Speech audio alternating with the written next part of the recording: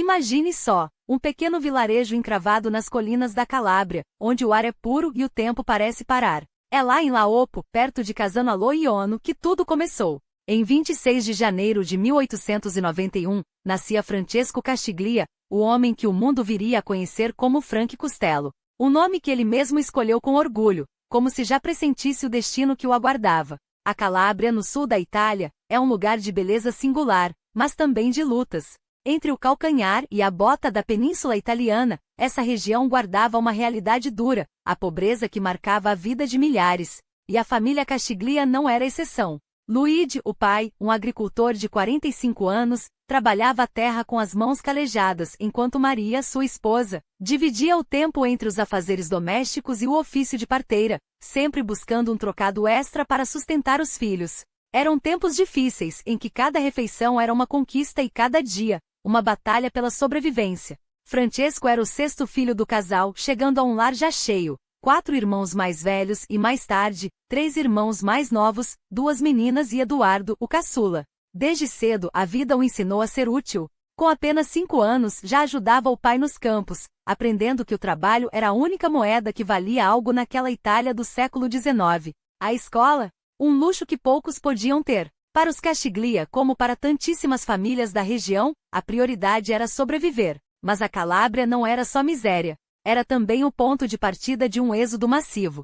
Entre 1861, ano da unificação italiana, e o início da Primeira Guerra Mundial, quase 1 milhão de pessoas deixaram a península em busca de uma vida melhor. Os Estados Unidos, com suas promessas de oportunidades, eram o destino mais cobiçado. E foi assim que, em 1893, Luigi tomou uma decisão corajosa: partir. Não sozinho, levou consigo Eduardo e 2 amigos, deixando para trás Maria e os outros filhos, incluindo o pequeno Francesco, ainda uma criança. 2 anos se passaram até que Luigi conseguisse juntar dinheiro suficiente para trazer o resto da família. Maria, com Francesco no colo e uma das filhas ao lado, embarcou rumo ao desconhecido. O menino, tão jovem que viajou de graça, não podia imaginar o que o aguardava do outro lado do oceano. Nova York, com seus ares de metrópole buliçosa, seria seu novo lar. O reencontro aconteceu em um prédio de 3 andares na East 108 TH Street, no coração de East Harlem. Naquela época, o bairro era um pedacinho da Itália transplantado para a América.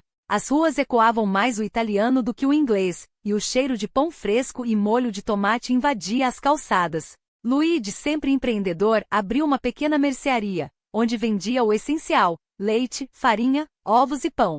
Não era fortuna, mas era o suficiente para manter a família unida. Porém, a vida em Nova York não era fácil. Francesco, agora Frank, crescia em meio a privações.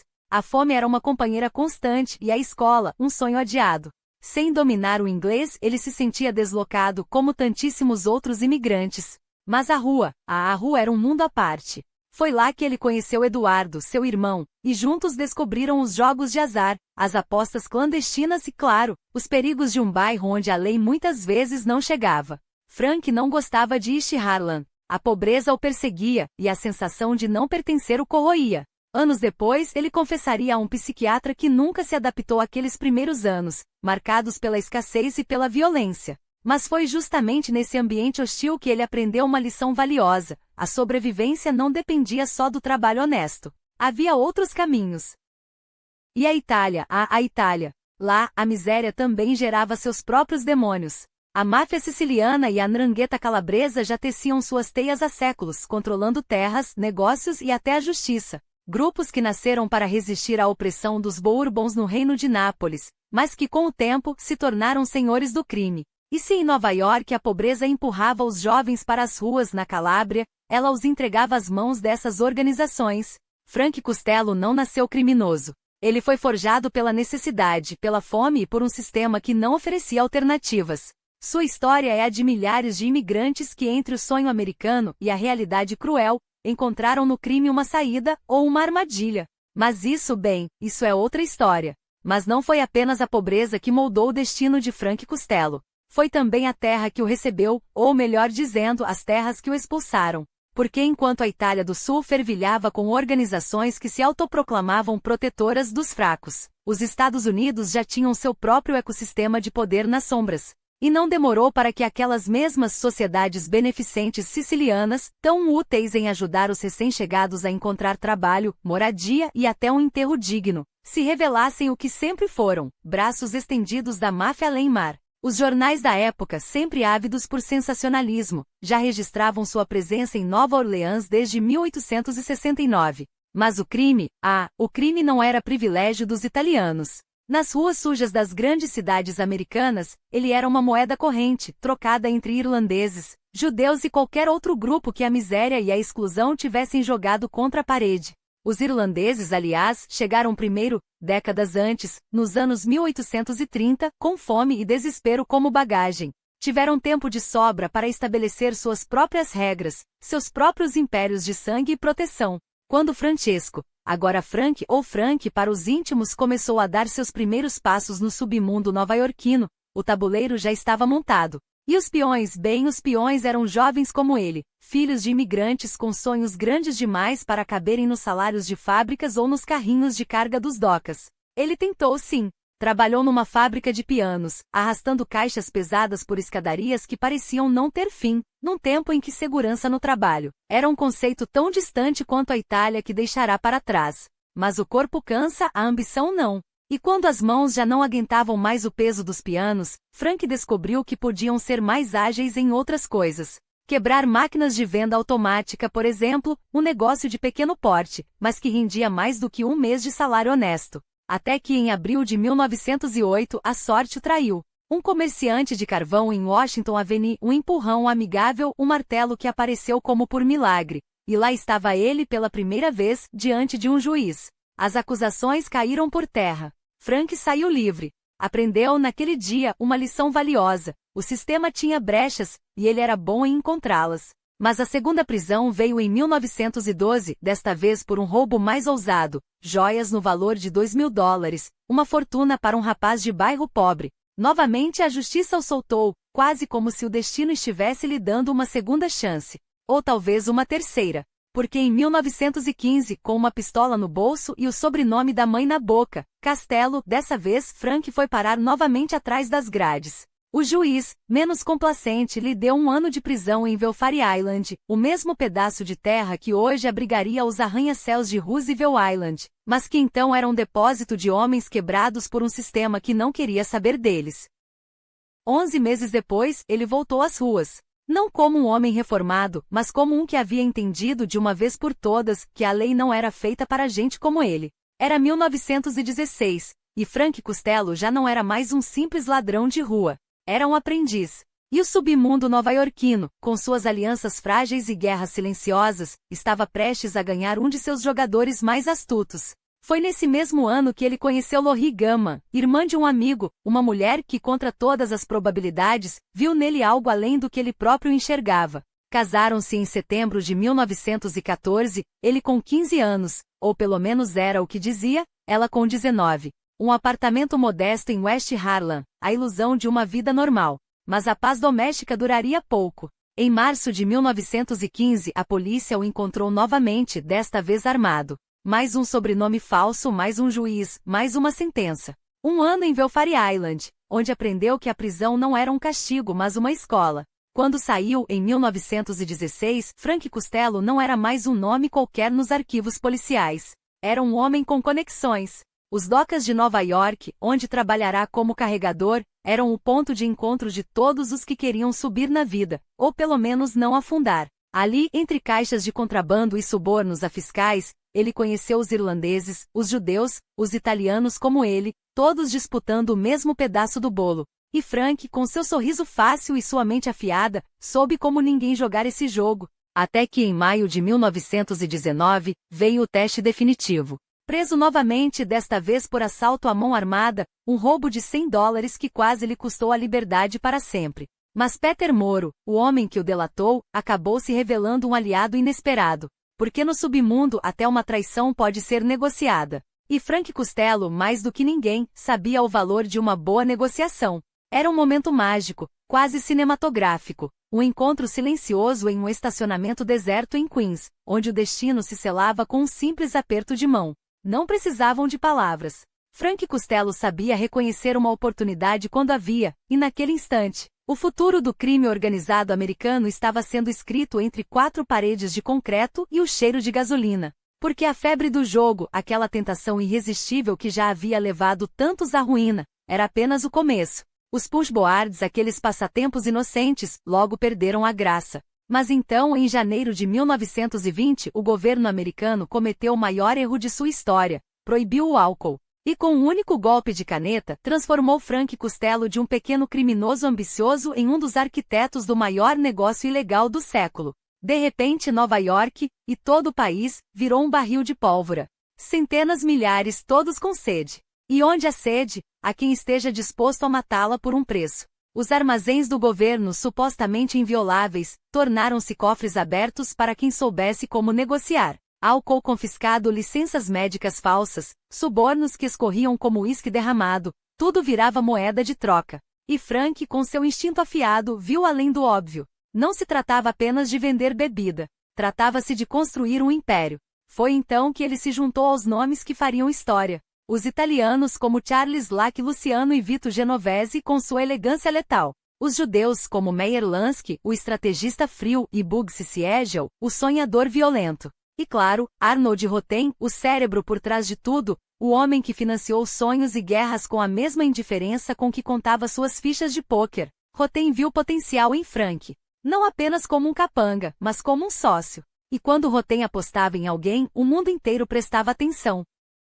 Com o empréstimo inicial, os Costello, Frank e seu irmão, montaram sua própria operação de contrabando. E não era qualquer operação. Era arte. Álcool chegava de navios ancorados na costa de Nova Jersey, descarregado em meio à noite sob o codinome Rum Roll. Caminhões cruzavam a fronteira canadense com cargas disfarçadas. E quando a mercadoria chegava a Nova York, era distribuída como se fosse água benta. Cada garrafa, um milagre. Cada entrega, uma bênção. Mas o verdadeiro gênio de Frank estava em transformar o crime em comunidade. Os speakeasies não eram apenas buracos sujos onde se bebia escondido.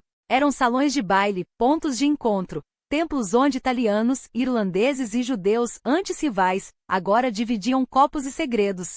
Era a democratização do vício. E no centro disso tudo, Frank Costello, o anfitrião perfeito, garantindo que ninguém saísse insatisfeito. Claro, nem tudo eram risos e champanhe. A lei seca também trouxe sangue. Territórios eram disputados a balas, alianças se rompiam com facadas nas costas. Frank aprendeu cedo que no mundo do crime a lealdade era uma moeda tão volátil quanto o álcool que vendia. Mas ele tinha algo que muitos não tinham: a proteção de Arnold Rotem e astúcia para navegar entre facções. Quando as guerras de gangues explodiram, ele soube quando atacar, quando recuar e, acima de tudo, quando fazer um acordo. E os acordos, os acordos. Foi assim que Frank se tornou sócio de Big Bill Dver, o rei irlandês do contrabando. Juntos, eles dominaram o mercado como ninguém. Entre 1922 e 1929, a dupla faturou o equivalente a milhões hoje, uma fortuna construída sobre caixas de uísque, malas cheias de dinheiro e a compreensão de uma verdade simples. Na América da Proibição, quem controlava o álcool controlava tudo. Com o dinheiro jorrando, Frank não se contentou em ser apenas um gangster. Ele queria ser um homem de negócios. Investiu em imóveis no Bronx, montou uma concessionária de carros, a Frank Costello Auto Company, e até entrou no ramo de doces, porque até os bandidos precisam de um doce depois do jantar. Cada empreendimento era uma fachada, uma maneira de lavar dinheiro e ao mesmo tempo de se reinventar. Afinal, quem suspeitaria do dono de uma doceria? Mas por trás da fachada de respeitabilidade, o verdadeiro Frank Costello ainda estava lá, o estrategista, o negociador, o homem que transformou a ilegalidade em um sistema. E quando a lei seca finalmente acabou em 1933, ele já estava pronto para o próximo capítulo. Porque Frank não era apenas um produto de seu tempo. Ele era o futuro. E o futuro, como ele bem sabia, pertence aos que ousam escrevê-lo. A morte de Arnold Rotem não foi apenas o fim de uma era, foi o sinal de que o jogo havia mudado. E Frank Costello, sempre atento às movimentações do tabuleiro, soube ler os sinais antes de qualquer um. Enquanto os outros ainda choravam a perda do cérebro, ele já estava traçando as próximas jogadas. Porque no mundo onde a lei era uma sugestão e o poder se media em balas e dólares, hesitar era o mesmo que se render. Os anos 1930 chegavam com uma promessa sangrenta. A guerra entre as famílias italianas não era mais uma questão de se, mas de quando. Joe, o chefe Maceria, com seu império construído sobre extorsão e medo, acreditava que o poder se mantinha pela força bruta. Mas Costello, que já havia aprendido com Rotem que a inteligência vencia a violência, sabia que a verdadeira batalha não era nas ruas, mas nas sombras. E foi ali, entre alianças secretas e traições calculadas, que ele se aproximou de Locke e Luciano. Dois homens com visões distintas, mas um objetivo em comum: reescrever as regras do crime organizado. Luciano, com seu instinto afiado para os negócios, via em Costello o estrategista que faltava para transformar o caos em ordem. Juntos eles entenderam algo que Maceria e Maranzano, aquele siciliano recém-chegado com ambições de ditador, ainda não haviam percebido. O futuro não pertencia aos senhores da guerra, mas aos arquitetos de impérios. E assim, enquanto os outros se digladiavam em uma guerra que ficaria conhecida como a Castellammarese, Costello e Luciano trabalhavam nos bastidores, tecendo uma rede de lealdades que transcenderia o sangue e a tradição. Até que chegou o momento decisivo. Abril de 1931. Maceria cai em uma armadilha, executado em um restaurante de Coney Island enquanto jogava cartas. Seu erro? Subestimar a ambição daqueles que chamava de aliados. Seu fim não foi uma derrota, mas uma lição. No novo mundo que nascia, a lealdade era uma moeda que se gastava, não se guardava. E Costello, sempre o observador, anotou mentalmente cada detalhe. Mas a vitória de Luciano e Maranzano foi tão efêmera quanto a paz que se seguiu. O siciliano, agora autoproclamado capo de Tutti-Capi, chefe de todos os chefes, cometia o mesmo erro de Maceria. Acreditava que o poder era um trono, não um acordo. E em setembro daquele mesmo ano, enquanto Maranzano celebrava sua ascensão em seu escritório na Park Avenue, homens contratados por Luciano e Genovese, que sim, o mesmo Vito Genovese que um dia seria um nome temido, entraram com ordens precisas: eliminar a ameaça antes que ela se tornasse absoluta. Quando os tiros cessaram, não foi apenas um homem que morreu, mas uma ideia. A de que o crime organizado poderia ser governado por um único soberano. Em seu lugar, nascia algo muito mais poderoso: a comissão. Um conselho de chefes, onde as decisões seriam tomadas não por decretação, mas por consenso. E quem melhor para ajudar a estruturar esse novo modelo do que Frank Costello? O homem que entendia de política de negociação, de como transformar inimigos em sócios e conflitos em oportunidades. Chicago, 1932. Uma reunião histórica. Representantes das famílias de Nova York, Chicago, Buffalo e além se encontraram para selar um pacto que mudaria tudo. Não havia mais espaço para vaidades ou guerras pessoais, agora, o negócio era negócio. E Costello, com sua habilidade de navegar entre mundos, foi fundamental para garantir que os interesses de todos fossem atendidos. Porque ele sabia, a verdadeira genialidade não estava em dominar, mas em unir. Enquanto isso, os rumores sobre Joseph Kennedy, aquele astuto homem de negócios de Boston, continuavam a circular. Diziam que ele havia feito fortuna com o contrabando durante a Lei Seca, que suas conexões com figuras como Costello não eram mera coincidência. Mas ao contrário de muitos, Costello nunca confirmou nem negou. Afinal, no seu mundo, a discrição era tão valiosa quanto o dinheiro. E se Kennedy havia de fato dançado na linha tênue entre a legalidade e o submundo, quem era ele para julgar? Homens como eles entendiam que em tempos de crise as regras eram flexíveis, e que o verdadeiro pecado não era quebrá-las, mas ser pego fazê-lo. Mas a história não se escreve apenas com alianças e traições. Há momentos que definem um homem, que revelam o que ele é além do mitos. E um desses momentos chegou em uma tarde tranquila nos anos 1940, quando um advogado visitou Costello em sua casa. Ao entrar, encontrou-o ao telefone, falando em tom calmo, quase paternal. Quando desligou, o advogado, curioso, perguntou: "Com quem você estava falando, Frank?" A resposta veio com um sorriso enigmático: "Com o futuro, meu amigo." Sempre com o futuro. Porque para Costello, o passado era apenas o prólogo, e o próximo capítulo já estava sendo escrito. Eis o momento em que o gênio estratégico de Costello se revela em toda a sua magnitude. Não era apenas sobre sobreviver, era sobre reinventar. Quando a Lei Seca caiu, muitos viram o fim de uma era, ele viu o nascimento de um império. As oportunidades não desaparecem, meu amigo, elas apenas mudam de endereço, costumava dizer, enquanto observava o mapa dos Estados Unidos como um xadrez onde cada peça tinha seu valor. E se New York apertava o cerco bem, o Sul estava de braços abertos. A Louisiana, com seu calor úmido e sua política ainda mais quente, tornou-se o palco perfeito.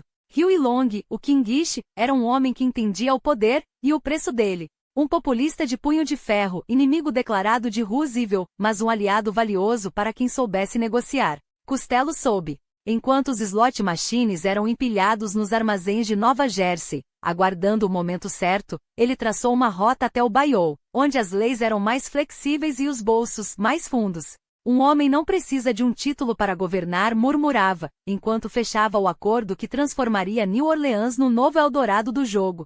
$440 mil por ano, uma fortuna naqueles tempos de poeira e desesperança, em troca de proteção e silêncio. Dinheiro que fluía como o rio Mississippi, enriquecendo não só a máfia, mas também os cofres de políticos que publicamente juravam combatê-la.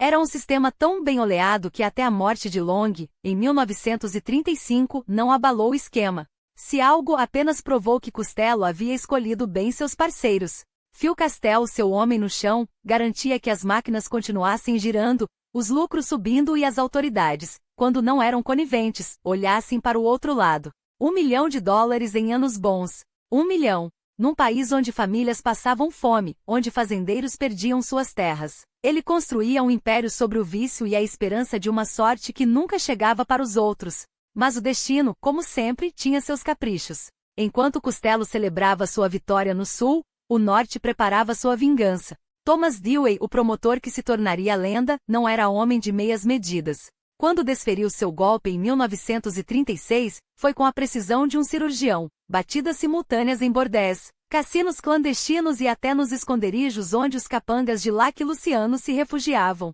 Charles Lucky Luciano, o próprio arquiteto da comissão, foi arrastado de um esconderijo em Arkansas, algemado como um criminoso comum. O julgamento por Pandering, acusação irônica para um homem que havia transformado o crime em corporação, virou espetáculo. E embora Luciano tenha saído condenado, Costello, como sempre, permaneceu nas sombras, intocável. Porque essa era sua arte. Nunca estar onde a tempestade batia mais forte. Enquanto os outros caíam, ele já estava um passo à frente, calculando o próximo lance. A máfia não era apenas sobre poder, era sobre permanência. E Frank Costello, mais do que ninguém, entendia que os verdadeiros reis nunca usam coroa. Eles as movem nos bastidores, enquanto o mundo acha que está assistindo a uma peça qualquer. A cortina mal havia caído sobre o ato de Dewey. O próximo já estava prestes a começar. E aqui estava a ironia que só o destino poderia orquestrar. Enquanto Lucky Luciano cumpria sua pena em uma cela fria de Upstate, o império que ele construíra continuava a respirar, a se adaptar, a crescer. Como um organismo vivo que não reconhecia grades nem sentenças. 30 a 50 anos? Um número arbitrário para um homem cujo legado já estava escrito nas entrelinhas da história. Porque a máfia não era uma estrutura rígida. Era um fluido, e fluidos encontram sempre seu caminho. Vito Genovese, o escolhido, o herdeiro temporário, assumiu o trono com a elegância de um homem que sabe que está sentado em uma cadeira emprestada. Não que ele não tivesse ambição, ele tinha, queimando como carvão sob cinzas. Mas Genovese entendia uma coisa: o poder verdadeiro não se mede pelo tempo que se ocupa um título, mas pela habilidade de fazer os outros acreditarem que você nunca o largará. E por um momento, enquanto Lucky se debatia entre as quatro paredes de sua prisão, Vito brincou de ser rei. Distribuiu favores como se fossem cartões de visita, apertou mãos que mais tarde se transformariam em punhos, e sorriu, sempre sorriu, como se o mundo fosse uma piada particular que só ele entendia. Mas a piada tinha um prazo de validade. Porque em 1937, enquanto a primavera pintava Nova York com cores de renovação, Genovese fez o que qualquer homem inteligente faria quando sente o chão tremer, sumiu. Não com medo, nunca com medo, bate com a calculada precisão de um jogador que sabe quando é hora de deixar a mesa. A Itália, terra natal, o chamava não como um exílio, mas como um tabuleiro novo, onde as regras ainda estavam sendo escritas. E se havia algo que a máfia adorava mais do que poder, era a oportunidade. O problema? Oportunidades vêm com preços. E o de Genovese, como logo descobriria, seria pago em sangue e traição. Enquanto isso, Frank Costello observava.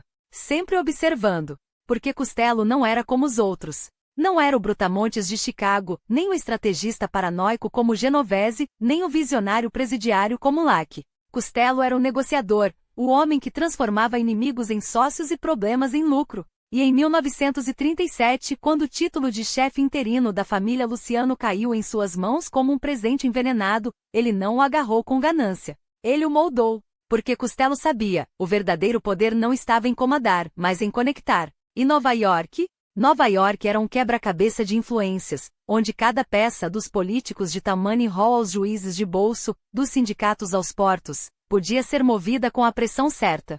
Costello não precisava de guerras sangrentas. Ele preferia jantares, reuniões discretas em restaurantes onde o vinho era caro e as palavras, mais ainda. Enquanto Maranzano e Castellammarense se destroçavam em nome da honra, enquanto Genovese fugia para a Itália com o rabo entre as pernas, Costello tecia uma teia tão fina que nem mesmo os federais conseguiam vê-la. Até que, claro, viram. Mas isso é outra história. Porque em 1937, o mundo ainda não tinha entendido. A máfia não era mais sobre facas nas costas ou corpos em barricas. Era sobre negócios. E Frank Costello? Ele era o CEO que ninguém elegeu, mas todos obedeciam.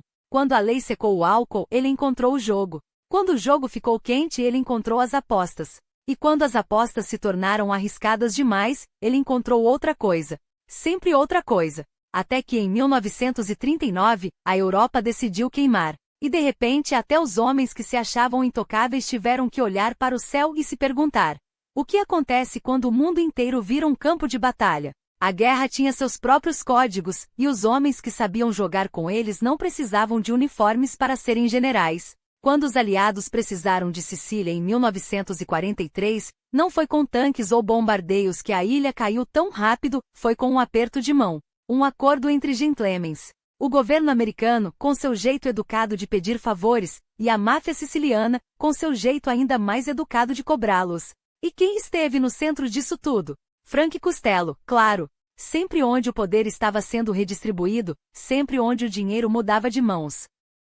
Enquanto os soldados suavam nas praias da Normandia, Costello suava em reuniões discretas com oficiais do governo. Problemas com os sindicatos nos portos? Deixe conosco. Espiões infiltrados? Nós damos um jeito. New York, o grande pulmão da guerra, não podia parar. E se o governo não precisava oficialmente da mão de obra da máfia, bem, ninguém reclamava quando as mercadorias chegavam no prazo e os navios partiam sem incidentes. Era uma parceria tão natural quanto a maré alta, eles davam as ordens, Costello garantia que fossem cumpridas.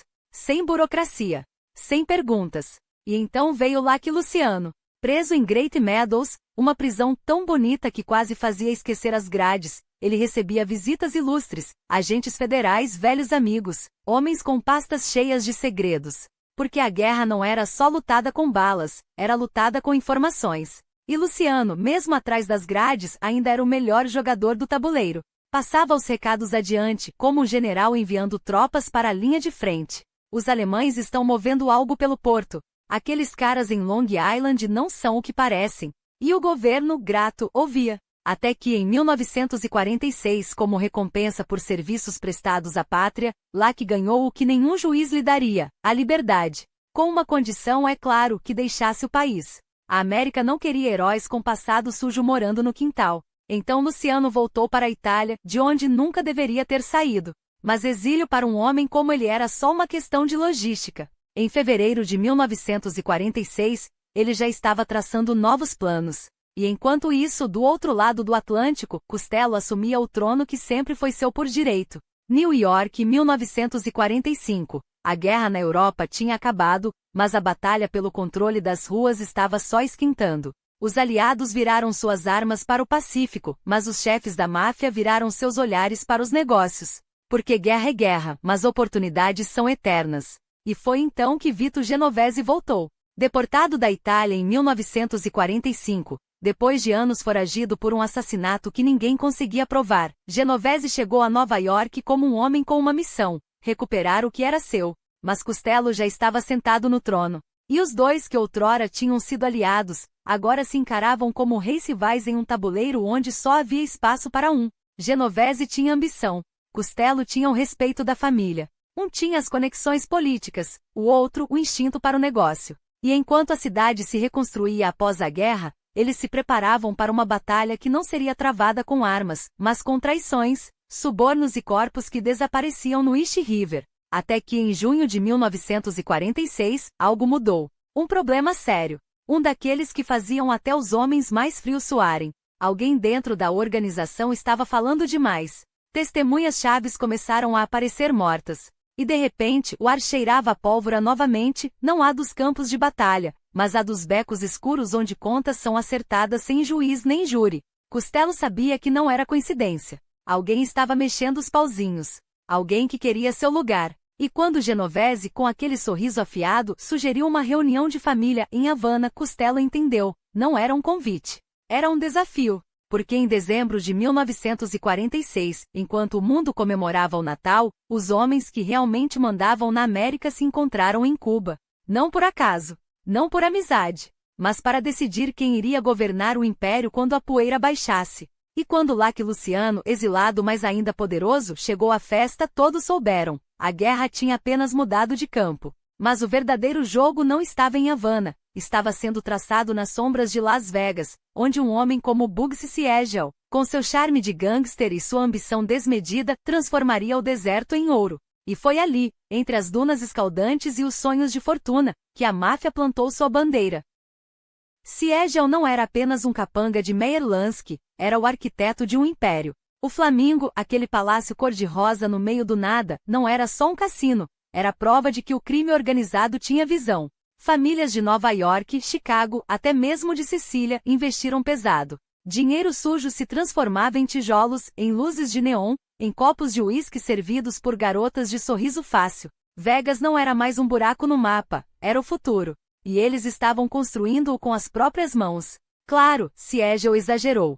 Roubou demais, gastou demais, e quando os números não fecharam, a paciência dos chefes se esgotou. Em junho de 1947, uma bala na cabeça o silenciou para sempre. Mas o plano seguiu adiante, porque a máfia não desiste de um bom negócio. E Frank Costello, o homem que entendia de política tanto quanto de extorsão, sabia disso melhor que ninguém. Ele não precisava estar em Vegas para controlá-la. De seu escritório em Nova York, entre telefonemas educados e jantares com juízes, Costello orquestrava tudo. As máquinas caça-níqueis em New Orleans?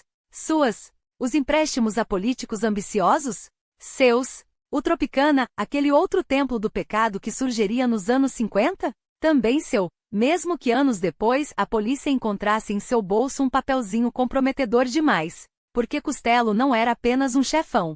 Era o ministro das sombras, o homem que transformava ameaças em apertos de mão e sangue em lucro. Seu império não se media em territórios, mas em influências. Ele não precisava de um exército. Tinha advogados, jornalistas, até um psiquiatra de Park Avenue. Sim, aquele psiquiatra. Richard Hoffman, o homem que tratava das mentes mais brilhantes e mais quebradas de Manhattan. Fitzgerald, em seus últimos dias de glória alcoólica, tinha sido paciente dele. E em 1947, quando Costello cruzou com Hoffman no Central Park, não foi por acaso. O chefão estava cansado. Não do poder, nunca do poder, bate da solidão que vem com ele. 2 anos de sessões, confissões murmuradas entre 4 paredes, enquanto lá fora o mundo o chamava de o homem mais perigoso de Nova York. Até que Hoffman quebrou o sigilo. Não por malícia, mas porque a verdade, às vezes, tem um jeito de escapar. E quando escapou, em 1949, foi como uma bomba. O que Costello teria contado? Quais segredos do submundo teriam vazio entre divãs de couro e cadernos de anotações? Os chefes ficaram nervosos. Se um psiquiatra podia trair, quem mais? Mas Costello não era homem de se abalar. Ele sorria, ajustava a gravata e seguia adiante. Porque no fundo, ele sabia, o verdadeiro poder não está em esconder os segredos. Está em fazer com que ninguém ouse perguntar. Aqueles que moviam as engrenagens do poder em Washington não tinham ideia do que os esperava. Vamos falar sobre o crime organizado na América, anunciaram com a solenidade de quem abre uma caixa de Pandora. E de fato era, porque quando se trata de homens como Costello, cada palavra é uma armadilha, cada silêncio uma confissão. Ele não era do tipo que entregava os seus. Não, senhor, nunca magoaria meus associados, respondia com um sorriso que mais parecia uma faca embainhada. Mas a verdade é que entre linhas, entre pausas calculadas, Costello não temia a mentira, temia ser pego nela. E quando a justiça apertou o cerco, lá estava ele, acusado de perjúrio, com o passado sendo dissecado como um cadáver em mesa de autópsia. Acrobatics disseram, como se o nome de um clube de outrora pudesse apagar as manchas de sangue nos livros contábeis. Como se o jovem Frank Saariu, preso por porte de arma, não fosse apenas mais um fio solto na teia que Costello tecia há décadas. E então vieram as perguntas incomodas. Como, Sr. Costello, suas máquinas caça-níqueis apareceram em cada esquina deste país.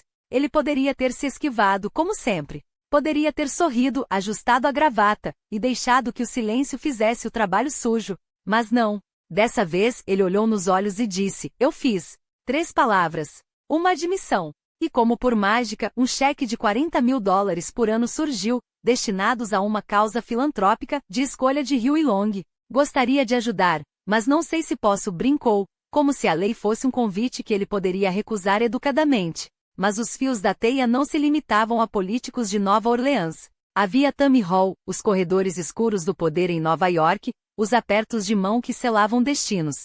Costello saía das audiências como um mágico que acabará de encantar a plateia, até que a plateia percebesse que o truque era deles. Se ele tivesse feito, murmuravam os membros do comitê, enquanto o homem que desafiava o sistema sorria, pagava seus impostos, ou pelo menos uma versão muito criativa deles, e saía pela porta dos fundos. Ah, os impostos!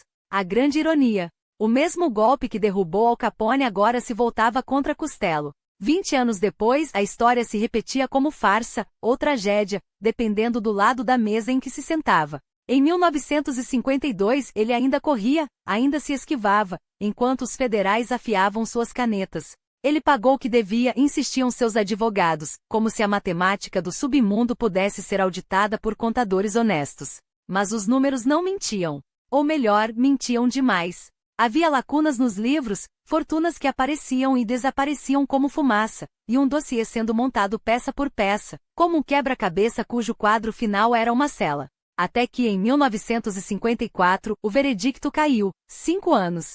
Não por sangue nas mãos, não por corpos enterrados em concreto, mas por números que não fechavam. Não violento, disseram, como se a trapaça não fosse sua própria forma de violência. Costello saiu do tribunal sem algemas, mas com uma sombra mais longa que sua própria reputação. Os advogados recorreram, é claro. Afinal, homens como ele não iam para a prisão. Eles negociavam sua liberdade. E por um tempo pareceu que o sistema, mais uma vez, se curvaria. Afinal, quem melhor para explorar suas falhas do que um mestre em explorar falhas alheias? Mas a justiça, quando decide, é implacável. E em 1956, depois de anos de recursos, adiamentos e manobras que fariam um general invejar, Costello finalmente ouviu o que sempre soube que ouviria. É hora. Atlanta o esperava com suas grades e seu silêncio. Mesmo assim, ele não se curvou. Contratou Edward Bennett Williams, um advogado que lutava como se cada processo fosse uma guerra, e em março de 1957, quando saiu em liberdade condicional depois de cumprir apenas 10 meses, muitos acreditaram que o rei havia voltado. Mas o submundo não perdoa fraquezas. E enquanto Costello celebrava sua vitória pírrica em um jantar no coração de Manhattan, em maio daquele mesmo ano, alguém decidiu que 5 anos por sonegação eram pouco, que a verdadeira sentença ainda estava por vir, e então o telefone tocou. Aquela noite de maio não foi apenas mais uma em Nova York. Era o tipo de hora em que o destino se inclina sobre os ombros dos homens e sussurra, agora? E quando o telefone soou às 22h55, não era um amigo ligando para desejar boa noite. Era o advogado de Costello, e a voz do outro lado da linha não trazia boas notícias, apenas o peso de um aviso que chegava tarde demais. O motorista do Majestic, sempre solícito, nem desconfiava que sua limusine havia se tornado peça de um tabuleiro mortal. Enquanto Costello descia do carro, ajustando o casaco como se ainda fosse dono do mundo, uma segunda limusine escura deslizou atrás da sua, silenciosa como uma sombra com intenções. De dentro, emergiu Vincent Dettin gigante, ex-boxeador, agora braço direito de um império que não perdoava hesitações. O sorriso que estampava seu rosto era quente demais para aquela noite fria. Frank, que bom ver você, disse, como se fossem 2 velhos amigos se encontrando por acaso. E então, com a delicadeza de quem oferece um presente, acrescentou, isso é para você. O tiro ecoou como um trovão no saguão do Majestic. A bala não acertou o alvo com precisão, passou raspando, arrancando um pedaço do couro cabeludo de Costello, como se até o destino duvidasse daquilo. Mas o recado estava dado. Gigante, com a calma de quem sabe que o trabalho foi feito, mesmo que mal feito, virou as costas e sumiu na noite, deixando para trás um homem cambaleando e um porteiro que, minutos depois, daria aos policiais a descrição mais detalhada de um rosto que já tinha visto antes em jantares amigáveis. Costello sobreviveu, mas a bala que não o matou condenou a algo pior. a certeza de que seu reino estava desmoronando.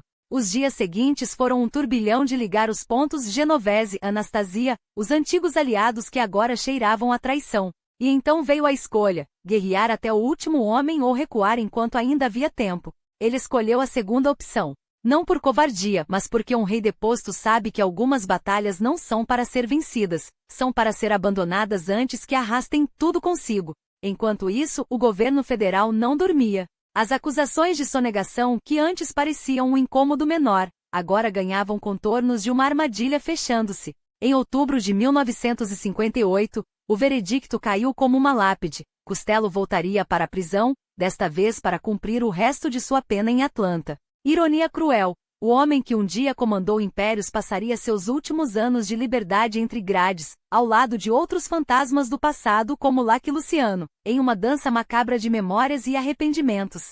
Mas a história não termina aí, porque em 1961, quando Costello finalmente saiu desta vez para valer, o mundo que ele conhecia já não existia. Genovese estava preso, Anastasia morto, e a máfia que ele ajudara a construir agora seguia sem ele. Nova York ainda respirava seu nome nos becos e nos bares, mas ele já não era mais o dono da cidade. Era apenas um homem idoso, com cicatrizes na cabeça e no orgulho, passeando por Central Park como se tentasse reencontrar algo que havia perdido há muito tempo. As noites que antes eram preenchidas com jantares e acordos nos bastidores, agora se resumiam a refeições silenciosas, talvez com um ou dois antigos conhecidos, aqueles que não o viam como uma ameaça, mas como um relicário de um tempo que não voltaria. O dinheiro, é claro, ainda chegava. Não tanto quanto antes, não com a mesma pompa, mas o suficiente para lembrá-lo de que mesmo na sombra, seu legado persistia. Como se o submundo, em sua crueldade, lhe tivesse concedido uma aposentadoria forçada, viva mas irrelevante. E assim Frank Costello, o homem que uma vez moveu Nova York com um aceno de cabeça, aprendia a viver em um mundo que não precisava mais dele. Não como uma lenda, não como um rei, mas como um fantasma que ainda caminhava entre os vivos, carregando consigo o eco de um império que desabou na noite em que uma bala, por pouco, não acabou com tudo. Mas não era apenas o homem que se aposentava, era uma era inteira que se desvanecia. Costello, o rei que já fora, agora se ocupava de detalhes que outrora teria delegado com um gesto: a poda meticulosa das roseiras no jardim de sua casa em Long Island, a escolha do vinho para um jantar tranquilo com Bob, a esposa que, ao contrário dos negócios, nunca o traíra. Ele deixava gorjetas que faziam os garçons se curvarem em gratidão, 50, $100, como se o dinheiro ainda fosse um brinquedo seu, e não um fantasma do passado. Para a mesa dizia com um sorriso que já não carregava a sombra de uma ameaça, mas a melancolia de quem sabe que o mundo segue sem sua permissão. Os anos 60 o encontraram em uma rotina que beirava o absurdo para quem o conhecera no auge. Fins de semana no campo, conversas amenas com antigos conhecidos que agora chegavam não para pedir ordens, mas conselhos, ou talvez apenas para reviver, por algumas horas, a ilusão de que ainda havia um trono a ser disputado. Você entende, não é? Murmurava ele, enquanto observava as flores que plantara com suas próprias mãos, como se tentasse provar a si mesmo que era capaz de criar algo que não fosse destruído por uma guerra de ruas. Era uma aposentadoria forjada, um teatro onde o ator principal sabia que a plateia já havia esvaziado. A máfia não era mais um ofício para ele, era uma cicatriz. Até que em 1970, veio o convite para falar, não como um réu, não como um suspeito, mas como uma relíquia. Perguntaram-lhe sobre o jogo, sobre Nova York, sobre os tempos em que as regras eram escritas à bala. Costello respondeu com a elegância de quem já havia ensaiado cada palavra no espelho, calmo, quase transparente. O que há para esconder? Parecia dizer seu sorriso, enquanto a memória selecionava cuidadosamente o que revelar. Afinal, alguns segredos não eram seus para contar, pertenciam aos mortos, aos traídos, aos que ainda tremiam ao ouvir seu nome. Só de vez em quando um velho amigo aparecia à porta com uma pergunta que soava como um pedido de absolvição, seus olhos se estreitavam, como se o passado fosse um mapa que ele ainda pudesse redesenhar. Esqueça, dizia baixinho. Deixe para trás. Mas ambos sabiam que era tarde demais para isso. Então veio fevereiro de 1973. Um apartamento no West Side, uma vista para o Central Park que já não o emocionava como antes. O coração, traidor como os homens que outrora comandará, decidiu que era hora de parar. Um ataque, uma convulsão, os médicos apressados com suas palavras de conforto, não é grave mentiam, enquanto as máquinas marcavam o ritmo de uma vida que se esvaía em solavancos. Ele ficou lá, entre lençóis brancos, um homem que já fora temido agora reduzido a números em um prontuário. 80 e poucos anos, uma idade que o submundo nunca lhe permitirá imaginar que alcançaria. Cuidado, Frank, alguém poderia ter avisado anos antes. Você viveu demais. Peter Maus, um escritor que o perseguia há tempo, queria sua história. Um livro, um testamento, algo que transformasse sua vida em tinta sobre papel. O último testamento de Lucky Luciano, anunciavam, como se o título já fosse uma profanação. Costello deve ter rido amargamente ao pensar nisso. Que ironia! O homem que passará décadas apagando rastros agora teria sua existência dissecada em capítulos, vendida em livrarias como curiosidade barata. Ele, que entendia o valor do silêncio, seria reduzido a fofocas para estranhos. Não faria isso comigo, deve ter pensado. Mas o mundo não perguntava mais sua opinião. O segundo ataque veio em 18 de fevereiro. Desta vez, não houve médicos apressados nem mentiras piedosas. Nova York, a cidade que ele ajudara a corromper e a iluminar, o despachou em um obituário de primeira página. Frank Costello, o primeiro-ministro do submundo, escreviam como se o título ainda significasse algo. No dia seguinte, o telefone tocou em vazio. Não havia mais ninguém para atender. O funeral foi discreto. 50 pessoas, talvez menos. Bob queria centenas, mas os homens que restavam sabiam que multidões chamavam atenção, e atenção, agora, era o que menos desejavam. Enterraram-no em Queens, sob uma lápide que não mencionava impérios nem crimes, apenas um nome e duas datas. O homem que fora o mais astuto dos chefes, o arquiteto de Prohibition, o conselheiro de Lucky Luciano, desaparecia no mesmo silêncio que tanto prezara. Enquanto isso, em Washington, o Senado preparava audiências. Genovese, os sindicatos, as conexões que Costello ajudara a tecer eram agora peças de um quebra-cabeça que o país tentava, tarde demais, montar. A máfia existe, declaravam, como se fosse uma revelação. Ele teria rido se ainda estivesse lá. Claro que existia. Sempre existira, desde os imigrantes que chegavam com fome e saíam com revólveres, desde os anos 20, quando meninos como ele aprenderam que as leis eram para os outros. Luciano, Genovese e ele próprio, todos tinham sido engenheiros de um sistema que sobrevivera a eles, que agora se desmontava não por falta de poder, mas por excesso de luz. As Vegas, os sindicatos, os julgamentos por narcóticos, era o crepúsculo de um império. A Cosa Nostra ainda respirava, mas já não com a mesma força.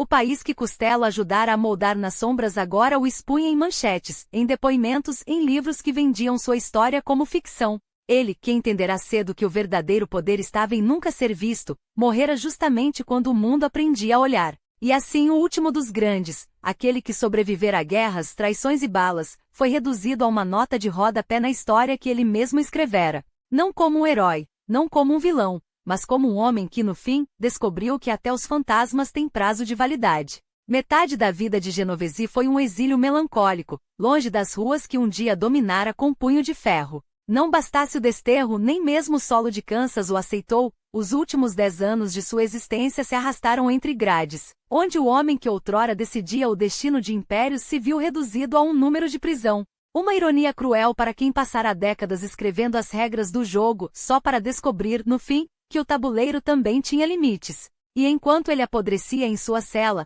outros, aqueles que compartilharam do mesmo sangue e das mesmas sombras, tiveram sorte diferente. Morreram como deveriam, em paz, o rosto afundado no abraço quente e familiar do próprio fim. Um privilégio negado a tantos, mas concedido a poucos. Como Frank Costello, por exemplo. Ah, Costello. Esse sim soube quando parar. Em 1957, uma bala o roçou, quase como um aviso divino, e ele entendeu. Não era hora de heróis nem de mártires, era hora de recuar. Morreu anos depois em Nova York, velho, rico e, acima de tudo, livre. Um final digno de quem soube que até o poder tem data de validade. Será que ele foi o último a entender isso? Ou apenas o mais sábio? Porque Genovese esse não aprendeu. Achou que o trono era eterno, que a lealdade se media em décadas, que a máfia era um reino sem fim. Mas reinos caem. E hoje, enquanto alguns ainda se perguntam se a Cosa Nostra é apenas uma sombra do passado ou um fantasma que insiste em não se dissolver, a resposta está escrita nas lápides. Os impérios que não se reinventam viram poeira. E você, o que acha? Costello foi um visionário ou apenas um sorteado? Um chefão que soube se aposentar ou um homem que, no fundo, sempre soube que o verdadeiro poder está em desaparecer antes que desapareçam com você? A história gosta de heróis, mas adora mais os que souberam sair de cena no momento certo. Deixe sua opinião. Afinal, as melhores histórias são aquelas que ainda estão sendo escritas e as piores, aquelas que insistem em se repetir.